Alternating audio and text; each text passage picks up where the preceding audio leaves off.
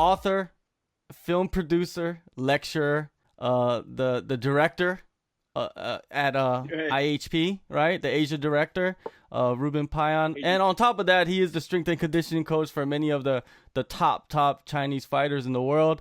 Thank you, Ruben, for so much for the time. And man, how you doing, man? I know you're on lockdown. I'm doing good. Actually, I just got out of a 14-day mandatory quarantine. I was in the States, of course, with the fight. We landed and then had to do 14 days home quarantine. So my girlfriend and I just finished. So we're pretty pumped about that. Definitely. How was the 2 weeks of just being stuck at home? Did you get to focus on certain things, or was it hell for you? My girlfriend and I have been together for almost 14 years now. And so we still get along so well that we're just like, this is cool. You know what I mean? When we first came to China, we lived in a little tiny apartment, just her and I for like the first year. So we got really used to just getting along. So it was actually pretty good, man. No problems. My dogs, I got my dogs. I was just happy to see my dogs. I hadn't seen them for almost a month. And you know how it is. They're like kids. Yeah, definitely. Now let's go back to 2007. You jump on a plane, you fly to China. Right. What is racing through your mind throughout that flight? Um, an interesting story is that China was something that I had planned in 2006. So I met my girlfriend about 5 months before I was getting ready to come to China. And I thought it was just like a side thing. I was on my way out. I was leaving Arizona. And it was like I wanted to save face. So I was like, hey, I'm just going to invite this chick to come to China with me, not thinking that this girl was going to come. And so I take her to dinner. I'm like, I'm leaving in a few months. What do you think about coming to China with me? And bro, I was totally thinking this girl was going to say, I got my job, my family. She's like, that sounds like a great idea. So, so on the flight over, I'm thinking to myself, I don't even know this girl. And I'm going to a foreign country. We don't speak the language. I don't know if we're going to get along. I don't know if we're going to fight. So if you ask me, I was thinking about that. Like, it was like really scary to come across the country with somebody they just barely knew. But 14 years later, it worked really well, man. Definitely. Beautiful thing, man. I know when you landed, you studied at the Beijing Sports University for a little bit. And then, where did everything change after that? So I was originally in the Marine Corps mid-90s. So I was an infantryman, a machine gunner, and I got into fitness in the early 2000s. Okay, my first 5 or 6 years, the industry was really kind of weird because you had this merging of bodybuilding coming from the 90s, early 2000s. So bodybuilding was really popular. Machine training was really popular, and then you had this it was gradually coming in with this functional training and what is this and what is that. And so you had these two merging worlds. And, 90s was all bodybuilding, man. Like, you know what I mean? Like, I was in the Marine Corps, we were bodybuilding and then doing our field stuff. So in the early 2000s, I was just trying to find myself as a coach, like trying to find your philosophy, because you knew bodybuilding wasn't the best way to train fighters, and you knew bodybuilding wasn't the best way to train runners. So you're kind of trying to find your path, right? So when I came here, that's kind of where I was. I was like, you know what? I'm just going to do a reset. I'll go study at the Beijing Sports University. I studied Qigong, and I just kind of wanted to reset my career, and just say, okay, I'm just going to establish a new type of training. Let me just reset, do some Qigong, kind of calm things down a little bit, and just trying to absorb this Eastern philosophy. That was my idea in 2007. I was only going to come here for a year, only 1 year, head back and maybe reintroduce some Eastern training methodologies to the West. That was the game plan. I come here, and about 6 months later, I just kind of had this feeling that I wanted to stay. I'm like, okay. My girlfriend was down, and so we sold everything that we had in the States, and just kind of set up shop here. Opened up a little, 55, 60 square meter studio, and it was just her and I. And we're just doing like PTs, like set up my business, made it legal, because I didn't want any crazy knocks on my door, and getting kicked out. So I did everything legal, and it was just like a little 60 square meter place, and it was just her and I doing some sessions. Um, I don't know if you know this, but I'm the first fitness coach to ever finish the 7 summits. Okay. Yes. So I was in the process of climbing. So I had already started in 2005. So I was taking trips around the world just climbing these different mountains while my girlfriend kind of ran the studio. Um, so yeah, it was just a little 60 square meter place. All right, That's let's how we go to the started. 7 summits. Let's go to the 7 summits since you want to bring it up. I wanted to. There was that could be like 20 podcasts. I think you should do a podcast, like 7 podcasts on your own of each summit. But let's talk about that. Why did you do that? Why were you set on climbing the 7 summits? Well, in 2004, 2005, well, actually 2004, I was going through a divorce. And you know how it is. You're in your 20s. You're like, this is the girl of my dreams. And then, don't marry strippers. I'm just saying. Yeah. You're young. You want the arm candy. She's hot. Don't marry them. They're great to hang out with. They're great to party with. But in your 20s, don't marry an exotic dancer. And that's my tip out of that. But we're getting divorced, and man, I always just felt like shit. The girl of my dreams is leaving me. So I started doing some personal development with a mentor, like a leadership coach. And we had just finished a program, and he says, "Okay, you just finished. I was feeling really good about myself." And he said, "Go do something big. If you could do anything in this world, what would it be?" And so I was like, okay, thinking about that, right? And at the time, I was doing some personal training at a Gold's Gym in Scottsdale. And one of my clients was getting ready to climb Kilimanjaro. And she asked me to help her get ready for the mountain, for the climb. So I was doing some research and kind of, reading about the mountains, understanding Kilimanjaro. And then she invited me to do like a weekend hike with her in Flagstaff. So I said, yeah, I'll go with you. And bro, I hit the top of Mount Humphreys in Flagstaff. And it was like, this is what I need to do. I was like, you had this epiphany. God hit you right in the chest. And it was like, this is what I'm going to do. I'm going to climb. Right? I get back down. A week later, I tattooed the names of the 7 summits on my back. So I went to the tattoo parlor, tattooed the names of them on my back, and I said, I don't fucking know how long it's going to take, but I'm going to conquer them all. Because it was like, I'm going to play big. Okay, we're going to play big. And so I put the summit date underneath each name. And so I finished the 7 summits in 2015 when I was 38. So yeah, that's kind of how I got into the whole mountain climbing thing. It was kind of like my own experiential personal development program for myself. Which was the most difficult for you? Which mountain? They're all a little different, but I think the most challenging was probably Mount Denali in Alaska. And it's just because it's so brutal. Like, it's so cold. The summit is only about 35% of people summit because of weather. So it's kind of like you pay your money. This is the whole gamble, right? You pay your money, you do your training, you build up to it, and then like you can get stormed out and not even get a summit shot. Yeah. So I would say Mount Denali, but just due to extreme weather. But I also climbed K2 out of Pakistan. After I finished the 7 summits, I trained for K2. We didn't get the summit because of an avalanche.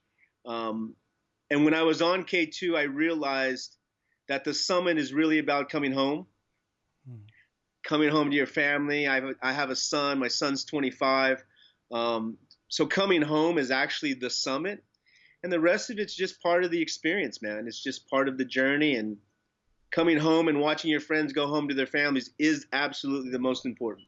So mentally, I think K2 gave me the most out of everything. But challenging physically, I think Mount Denali was probably one of the most challenging. I mean, Everest was tough too, but Denali was tough. I watched a lot of the movies about climbing Everest and K2. There's a slew of movies out there you can watch, and it's some of the scariest shit that you can think of. And what were some scary moments climbing those mountains? Um, well, I had a situation on Mount Everest. Um, I'm not sure if you knew I carried the UFC banner in 2013 on Mount Everest. Hmm. So I was good friends with the guys here in 2012, 2013, and UFC had come here early, and the market was too green. It was too early, so they left and reestablished in Singapore, and then they came back a few years later. Um, so that early crew of UFC, directors here for in Beijing, I was good friends with them. So I said, hey, I'll carry it with me to Everest. But when I got about 20 minutes to the top, to the summit, I lost my eyesight. I had something called dry eye syndrome, and it's just due to extreme wind. And I had lost my eyesight. So when I hit the summit, I didn't see anything. I couldn't see anything. So it's a long story. I do a huge presentation on it for different organizations. So from the summit to high camp, which is at 8,300 meters, I had to come down blind, which was like crazy, right? So if you look at it, yeah, Everest was the hardest because I had some medical problems with my eyesight. But yeah, besides that, the actual climb itself was not that difficult. It's just I lost my eyesight. I'm one of those guys that lost my eyesight. There was a Japanese climber behind me, about 4 hours behind me. He lost his eyesight and he died. So, it's supposed to be for fun. You know what I mean? This sport's supposed to be for fun, but people are fucking dying. And you're looking at your left and your right, and the Sherpas that are with you, and they have to go home to their families. They don't make a lot of money, man. You know what I mean? They're making $2,000 for 2 or 3 months of work, and that has to last them half the year. So, it can weigh in on you. The movie, not it's Hollywood, so the movie, it was factual to where you could see a lot, dead bodies that had been there for long periods of time. And then you wonder, like, why didn't you take this body down? I asked some of the Sherpas, and they said, look, 3 to 5 Sherpas to get one body down, and that's $2,000 to $3,000 to pull a dead body off the mountain. That's 15 grand, right? On top of that, you have to transport the body. Hey, some families are like, leave them there. Yeah. Position them towards the sunrise, give them the best fucking view in the world, and leave them there. Makes sense to me, right? So that's why there's quite a few bodies up there, and they just don't bring them down sometimes, Shit, man. It gives me chills, man. That's crazy right there. That's just climbing and just seeing that as you go up. It must be a mind fuck. Is it like in your mind you're just like, holy shit, like what's going on? Well, there's a lot of different obstacles that you have to overcome. One of the obstacles is, especially if you're going to tattoo it and do something crazy like that. If you ask me now, Ruben, would you start climbing the 7 summits now? Fuck no. Absolutely not, man. I spent 10 years of my life dedicated to this, and hundreds of thousands of dollars, and all of that money was from sessions, from PT sessions. I didn't have a life. That was all I did, was just train, work, and climb, because that's what I wanted to do in my 20s and 30s. I wanted to finish before I was 40. So no, I don't want to do it again. It's too much work.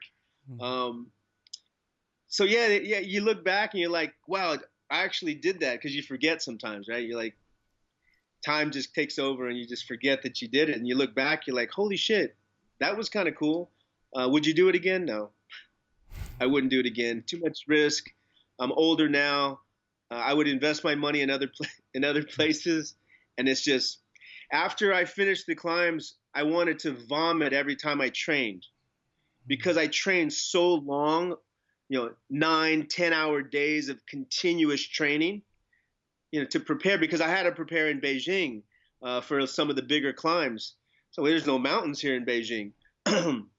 So everything was like step mill, climbers, incline trainers, fucking doing 2 spin classes back to back. Like you're just trying to be creative. I don't want to do that again, man.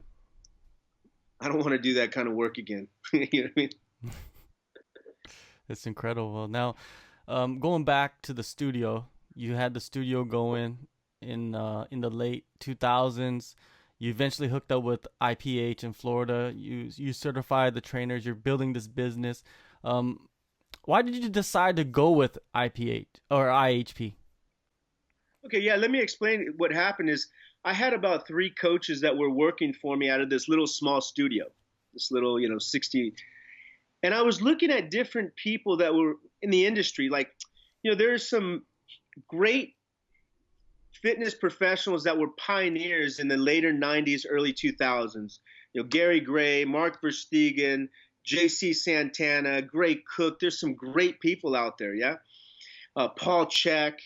And these were the guys that they were kind of like the guinea pigs and said, hey, we're looking at this functional training stuff and what works and what doesn't. We're going to try it all.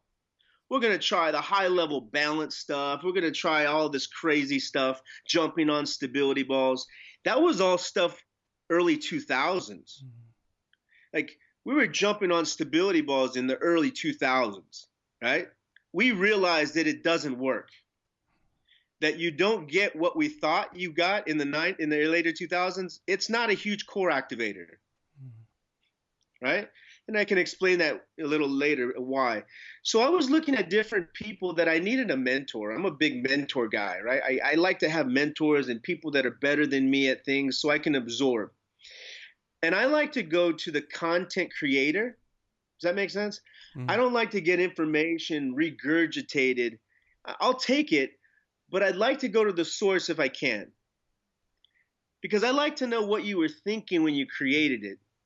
And I think any type of artist or anybody that's really passionate about, if you have the opportunity to get it from the source, because these guys are getting older, they're retiring, they have other people that are taking over the business. So I was doing some research and I came across IHP. I researched the organization. I researched JC Santana, and I just kind of gravitated towards the way that he delivered content. His big thing was, I need to give you tools that you can start using on Monday. And that makes sense to me. It's like I should be able to, something complex should be explained so simple, and that's the genius of it. And when he was able to do that, I just kind of fell in love with IHP. I was like, you know what? I flew from Beijing to Florida, and I did a mentorship with him. And I said, after the mentorship, I said, hey, JC, will you come to Beijing and train my coaches? And at least I have my own little studio and everybody's speaking the same language when it comes to functional training, functional movement, what it is, what it's not, because I was so impacted on how he delivered it in a very simple, easy way. When everybody else was trying to use big words and confusing everyone. It's like, what is it? Got it. How do I train it? Got it. What's the system? Got it. Because if you don't have a system, then you don't have a roadmap, right? So that's how I hooked up with IHP. 6 years later, I had to go through a very rigid process, and I became a master trainer and then eventually a lecturer. So I'm IHP ride or die, just because it's impacted my life in such a positive way. Yeah. So you're building your reputation out there and throughout the world, going through IHP. And then when did you finally start to hook up with the fighters out there in China? So I'm good friends with the guys that actually started the movement of MMA. Techuan Zhang is a good buddy of mine. Okay. I'm really good friends with his Muay Thai coach, the one that had originally brought Muay Thai to China, Vince Soberano. He was the original founder of Black Tiger. He sold it to Thai. So those guys, because there was nobody else in Beijing doing anything like that. No one was doing functional training. TRX wasn't here. Like, this was before WeChat. Everything's on the internet through email. So I was right in at the infancy of this whole. After the 2008 Olympics, fitness just exploded. So I was already here, kind of doing this functional training thing, and people kind of thought I was weird, right? And I was just trying to get better and practice these IHP methods. You know, it takes time to learn them. And so that's kind of how I kind of got into it. When I met the UFC guys, they said, "Hey, can you help some of our Chinese fighters?" Well, they were already training with Vince, and I'm like, "Yeah, sure, I'll start working with them." Right? So they sent me Li Jingliang in 2010. They sent Leach. He was still a legend at the time. And so they're like, "Hey, look, he's going to get into UFC soon. He's right after Tetron." And, you know, because he used to be the towel boy for Tetron.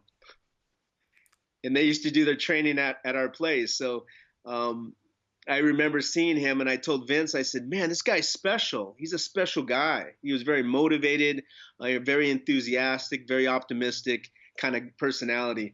And then that's how it started. They brought me Li Jingliang. I started working with him. He started racking up some wins, not taking a lot of damage, which we can talk about this fight. I wasn't very excited about. But, yeah, that's kind of how it got started. And then they brought me Zhang Weili. They brought me Zhang Weili about 5 years ago. And she was just getting into MMA. You know, she was just starting to get into it. Little skinny little thing, but super, super motivated. Like a fire plug, man. She was just I was just inspired just to work with her because of her work ethic. She was like running circles around the guys because she was doing some group class stuff. And so, yeah, they brought me Zhang Weili. And about 2 years ago, they brought me Xiaonan. And then about a year ago, I started working with China's one of the top boxers, Ili Xiate. He's one of the top boxers here in Asia.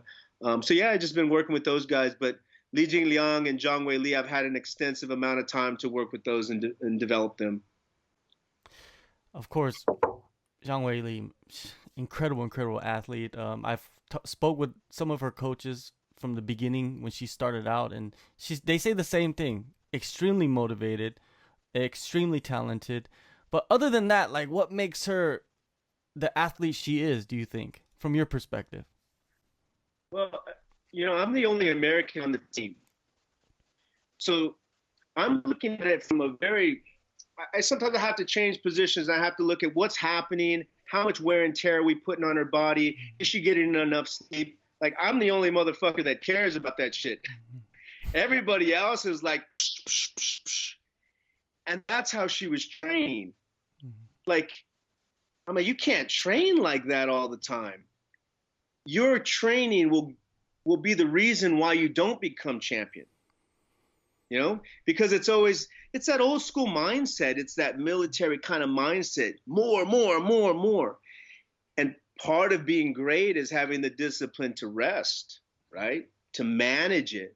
So when I came in, we kind of sat down and we started creating more structure, right?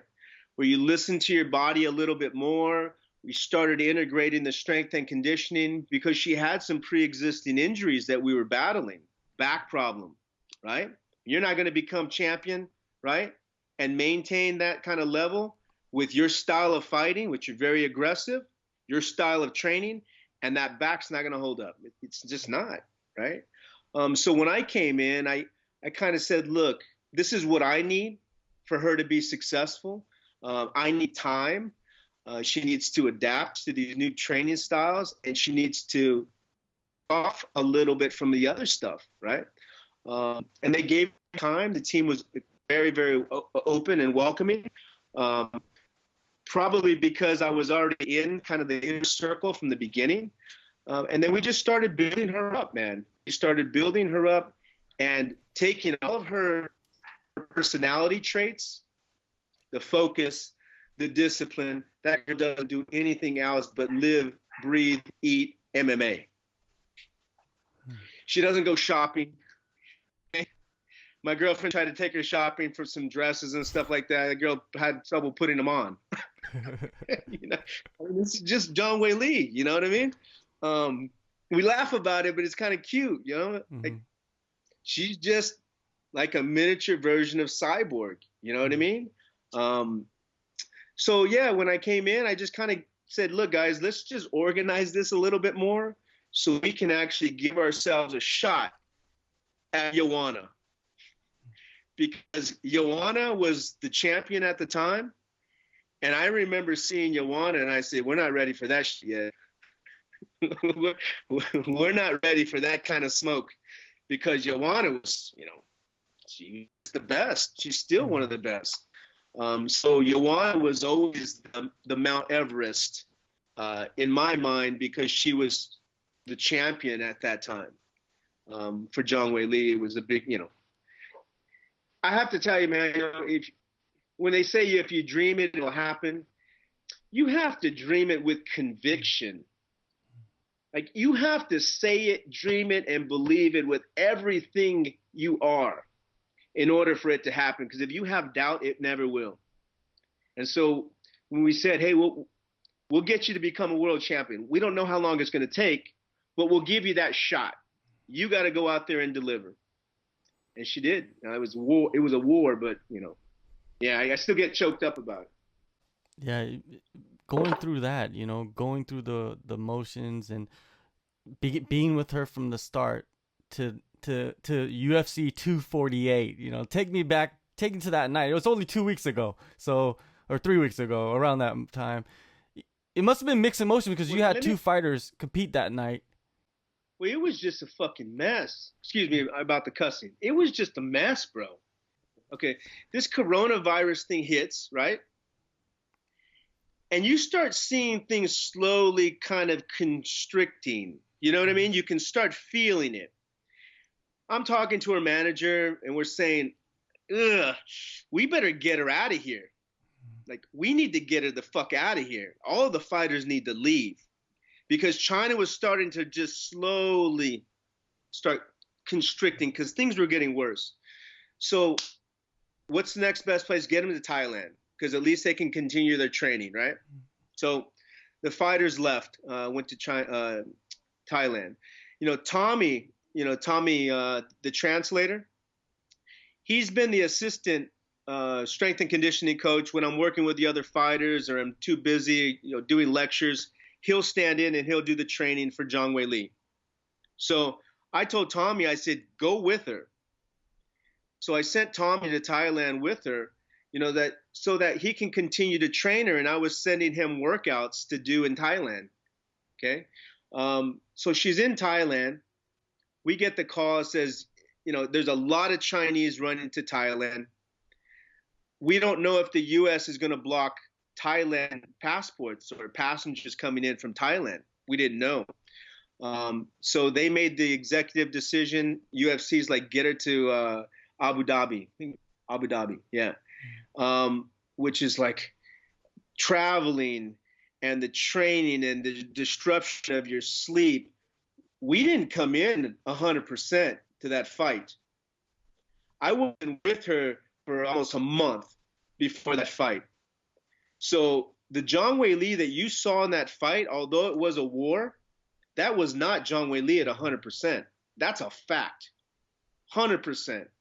What I'm saying is that US, LA, Vegas, get us there 2 weeks before, 3 weeks before, and you will see a different Zhang Weili.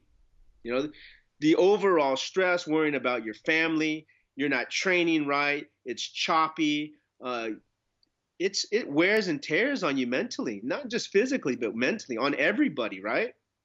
I get to the U.S. about 2 weeks before she lands. I get there like 2 days later, battling jet lag. She couldn't sleep.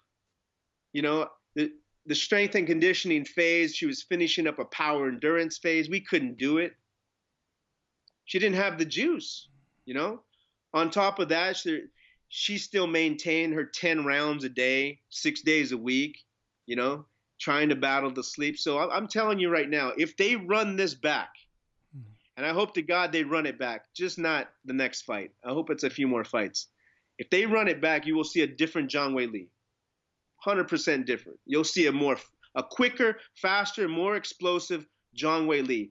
And the 5 rounds of people worried about her gassing, you don't have to worry about that. We knew you didn't have to worry about that. But you will see a more explosive, dynamic Zhang Weili in the next fight. I promise you. Because we'll actually finish the full camp. We were at a huge disadvantage. I'm not making excuses, right? We were at a huge disadvantage because she didn't get a full camp in. End of story. You know, Joanna's a champion, but they just had to make one trip, right? Yeah. Maybe she did some stuff in New York, but nothing compared to what our team had to go through, and to pull it off, and to do what she did was just absolutely amazing, because I knew how much fucking work it took just to get us all there. We didn't even think we were all going to be there, bro. It was crazy. So she, in your eyes, she extremely underperformed. Oh, without a doubt. When she said I'm disappointed in her performance, or she said that about herself, I understand what she meant. She didn't come in fully prepared. 70% maybe. Because I know that based on our Andrade prep, she had a complete camp, you know, perfect. She was, we call it primed. Like, she was primed for Andrade. Like, there was no way Andrade was going to win that fight. No chance, right? Yeah, she did have home court advantage, but at the same time, her training camp was perfect. It wasn't choppy like this one. This one was like, if you can say, give me the worst training camp, this could have been like one of the worst training camps that we would have gone through, just because the last 6 weeks were so fucked, right? There's only an 8-week camp, you know? Yeah. So, you know, 75-80% of that heart of the camp was just too choppy for us. So you'll see a better Zhang Weili next time, I promise you. Well, right now she's stuck in Vegas, right? She can't get back to China, to her family. Yeah, I think she'll be back in a few weeks. You know, what had happened is China had put a 2-week mandatory quarantine. I get back, and the quarantine originally was home quarantine. 2 days after I land, they change it to a designated hotel quarantine. And then you got to pay almost $100 a night for those 2 weeks. So I sent them the update, and they said, well, hold on, let's check. And they said, we're not going to come back now. Well, either which way, Beijing's tightened up. If you leave Beijing and go to Shanghai and try to get back in, you still have to do 2 weeks quarantine at a hotel. So Beijing's like even tighter. So they just chose to stay there and wait it out, you know. So they'll be back, I think, 3rd week of April, end of April. They'll probably still have to do their 2 weeks, but at least they're closer to their family. It's tough on the team. You know how we are. Us Asians are really close to family. You know what I mean? I've got 14 years here. I'm kind of Asian myself, so we're really close to family. And you know, being away from our family, it messes with us, right? We get a little emotional. So yeah, they're going through some tough times. You work with Zhang Weili, and you also work with Xiaonan too, and those two are two of the best strawweights in the world.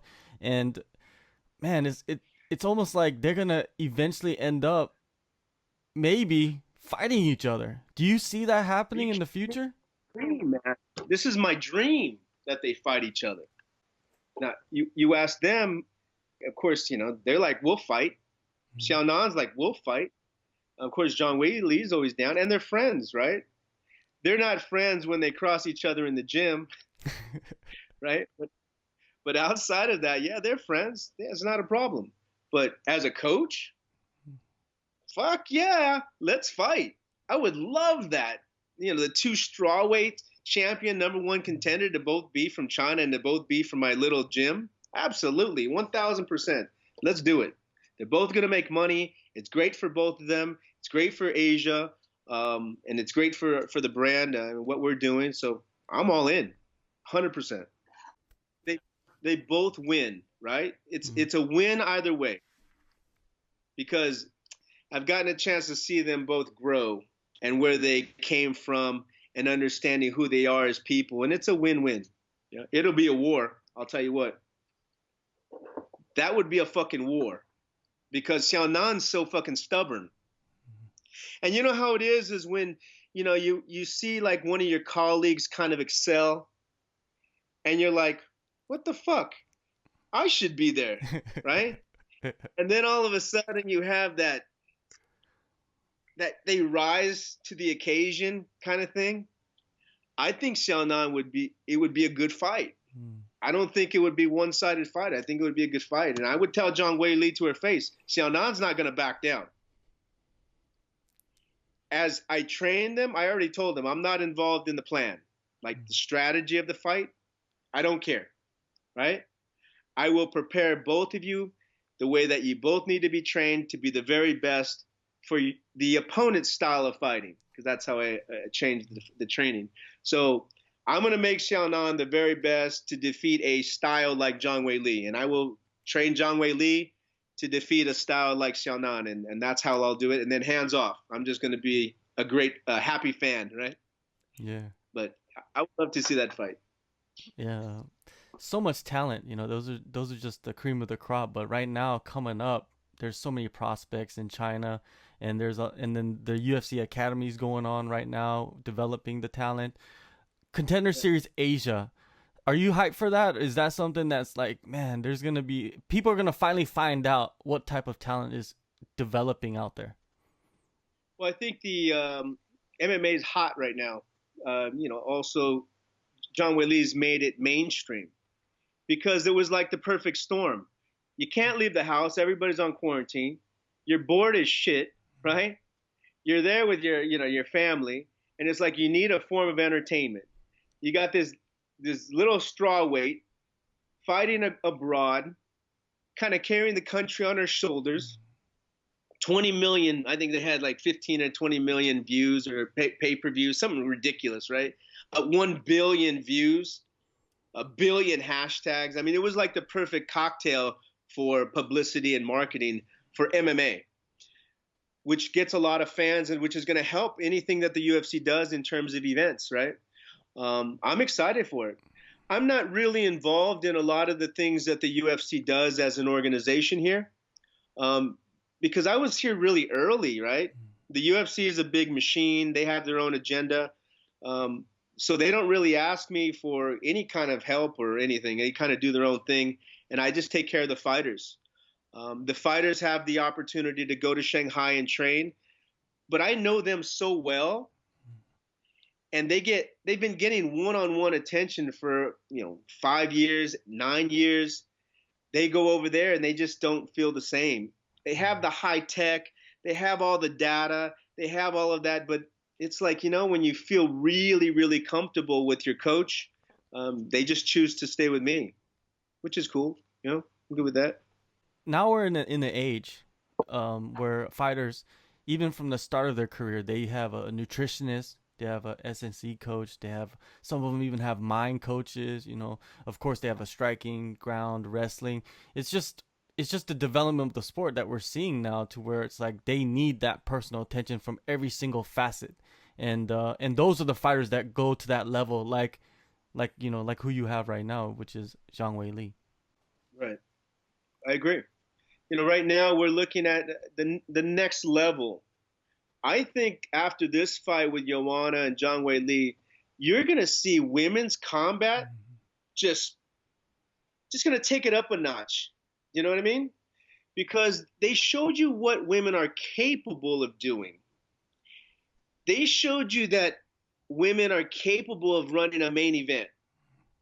I don't foresee Zhang Weili being a co-main event in her next fight because of the style, whether it's Andrade, whether it's Rose, whether it's a rematch with Joanna. It's main event caliber. And I think this is awesome because now women can start getting paid more. Which, I mean, I think they should get paid, right? I think it's important. Because for us as fans, we're paying for entertainment. And if fighters are bringing the entertainment and they're drawing eyes to it because of their personality, because of their grit, like, you got to pay them. You know what I mean? Like, pay these guys. Yeah. Major sacrifices. Female fucking matter, right? They all suffer. And especially when they're delivering. Like I've watched a few women's fights after that. Like holy shit, they've elevated. They've gotten a chance to break through that 4 minute mile. You know, like I can do this. Like I can see that women, you know, with Cyborg and Nunes but from a 5 round war, this was probably the best top 10 ever fights I've ever seen. So I just think I think you'll see women's pay go up. They'll demand more. Like I'm filling seats, I'm getting views, and I'm an entertaining fighter. And so I think this is great. That whole fight was awesome for everybody. No, definitely. This one of the greatest fights of all time. People are screaming and yelling that everywhere you go, online, everywhere. So it must be true, and I believe myself it was insane. Now, one last question. Who's next? Who you think should be next? You think Rose, you want a fresh face? Rose should be next for Zhang Weili? I love Rose, man. I think she's an amazing fighter. I have to look at it from two different perspectives. Money-wise, yeah, of course. Rose makes sense if she can get through Andrade. I'm curious to see what adjustments Andrade makes. I'm sure she's probably improved on her striking based on the knockout that she took with, or the TKO she took with Zhang Weili. She's not going to be so straightforward. So I'm curious to see what adjustments she makes, but Rose is such a technical fighter. She's so good, man. You know, and she gives the illusion like she doesn't have that power, but she's so technical, she doesn't waste anything. You know what I mean? Yeah. So when she hits, she hit with everything because she's so technical. So you look at her and the way she moves and the way she uses angles, she's still close, but her angles are so good, she can generate power from either side. And so, you know, when I look at Zhang Weili's style and I look at Rose's style, it's just another great fight. Flip side to that is when Zhang Weili hits you, right? The damage that she can cause because she hits so hard and she's so fast. Our adjustments are going to be more with our head movement, right? Working those angles. I mean, if we can get the angles, acquire the skills that Rose has from the angles and still generate that much power, I don't think anybody can hang with Zhang Weili. It's just too much, man. She hits like a dude.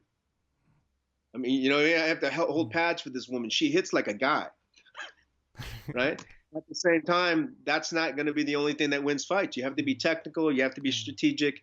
Rose brings all of that, and she has such great coaches. So I'm excited for that fight. I would like to see Joanna fight Tatiana.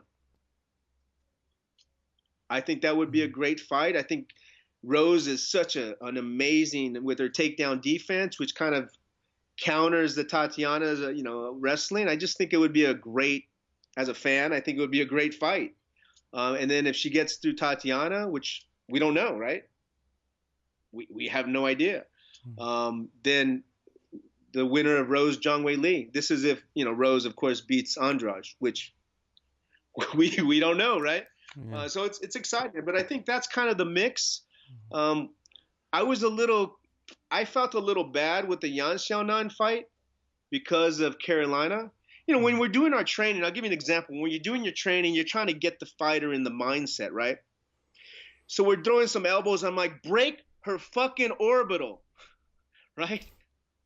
You don't literally mean break her orbital. You're just trying to get him into that mindset like you're not giving me everything that you have, right? So when she went out there and she hurt her really bad, she was actually really upset because she didn't knock her out. Like she was upset, crying upset. She's like, buhao, coach, I didn't do good, because she wanted to finish, right? But then you watch the videos a week after with Carolina, she has to go home, You don't want any of the fighters, any of the athletes going home to their family and having permanent damage like that, yeah? So as a father, as a human being, there's a sport and then there's the rest of the world that you have to live in. And so I'm just grateful that everything's back to normal and she didn't take any permanent damage. And then I'll be a little careful with what I say in the training because I really don't I don't want anybody to take that kind of damage, because it could have been permanent. But I think you're going to see Yan Xiaonan improve with her wrestling, with her ground game, and she needs to be sharper with her striking. She needs to be more patient with her striking, right? So yeah.